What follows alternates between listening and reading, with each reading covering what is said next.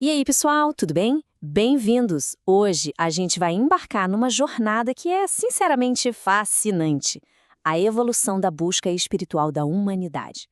Vamos desvendar juntos como o pensamento religioso foi se transformando ao longo do tempo, e tudo começa com uma pergunta essencial. Pois é, essa é a grande pergunta que guia tudo que a gente vai conversar aqui. E a resposta, olha que interessante, parece que não é algo que a gente aprende, mas sim algo que já vem com a gente, sabe? Desde o início. Basicamente, a ideia é que essa busca por um ser superior faz parte da natureza humana. É um impulso que nos acompanha desde os primórdios e que foi moldando nossa evolução moral. Esse sentimento é tipo a semente de tudo que veio depois. Para a gente entender bem essa jornada, é super importante separar dois tipos de religião. De um lado, a gente tem a religião natural. Sabe, é aquele sentimento universal que brota espontaneamente no coração de todo mundo em todas as culturas. Do outro lado, tem a religião revelada. Aí já é um conhecimento que é transmitido por mensageiros, os profetas, trazendo ensinamentos que a gente não conseguiria descobrir por conta própria. É justamente a interação entre esses dois caminhos que impulsiona toda essa evolução. Beleza, então vamos mergulhar de cabeça na primeira grande fase da religião organizada. Se o sentimento divino já nasce com a gente, como é que a humanidade foi parar acreditando em tantos deuses diferentes? Acontece que para os povos primitivos, essa era a resposta mais lógica que existia. O politeísmo é, então, a crença em vários deuses. E o ponto aqui, que é super importante, é que isso não foi um erro, longe disso. Foi um degrau, um passo super natural no desenvolvimento das ideias humanas sobre o que é divino. O processo foi bem intuitivo, na verdade. Pensa comigo. Para a mente daquela época, era praticamente impossível conceber um ser que não tivesse forma, que fosse só uma ideia.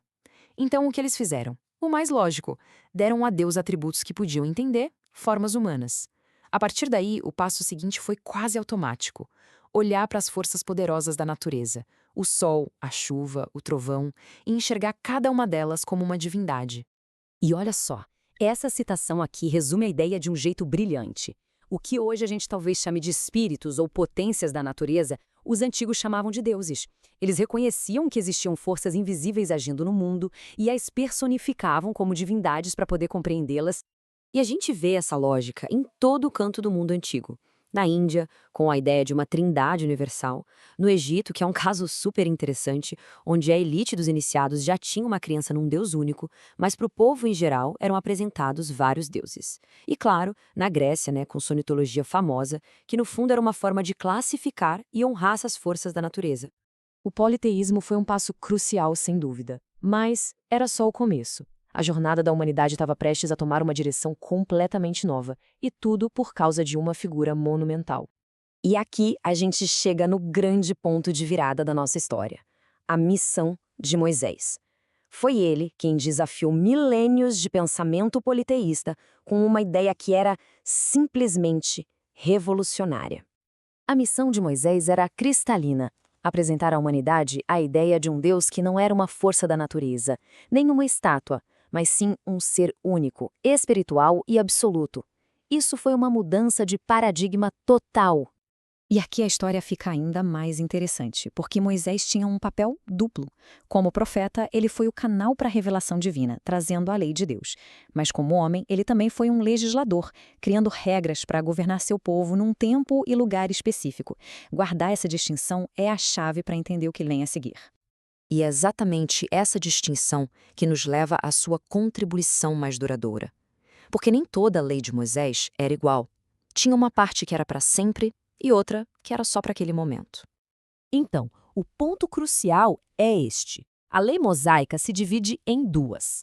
De um lado, a gente tem a lei de Deus, o Decálogo, os 10 mandamentos. Ela é eterna e imutável, a base da justiça. Do outro lado, a gente tem a lei civil, que era temporária e disciplinar, criada especificamente para as necessidades do povo hebreu daquela época. Isso, claro, leva a uma pergunta importante. Algumas dessas leis civis parecem extremamente severas hoje em dia. Por que elas existiram, afinal? A resposta está toda no contexto. Essas leis foram projetadas para conter, pelo medo, um povo que tinha acabado de sair da escravidão, que era indisciplinado e tinha costumes difíceis. Eram regras duras, para tempos duros, com o objetivo claro de estabelecer a ordem. E é aqui que a gente vê a beleza da continuidade da revelação. Cristo, mais tarde, vai tomar o Decálogo como a fundação de seus ensinamentos, enquanto aquelas leis civis, as transitórias de Moisés, seriam abolidas. Elas simplesmente não eram mais necessárias à medida que os costumes foram se abrandando.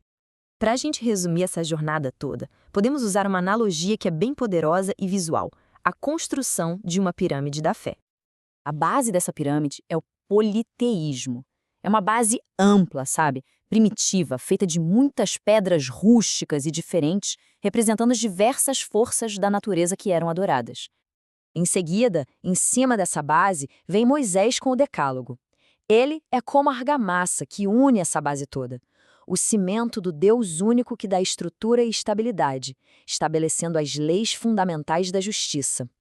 E, finalmente, lá no topo, como acabamento final que completa a obra, vem a moral cristã, construída sobre essa base sólida que Moisés estabeleceu. Não é uma ruptura, entende? É uma construção contínua. No fim das contas, enquanto as leis civis foram passageiras, o Decálogo permaneceu. Ele é descrito como o farol da humanidade, um guia moral cuja verdade essencial não muda, não importa o tempo ou a cultura. Então, o que a gente viu foi uma evolução muito clara no pensamento religioso, de muitos deuses materiais para uma única lei moral. E isso nos deixa com uma pergunta para reflexão, né? Se essa jornada de evolução continua, o que será que vem a seguir?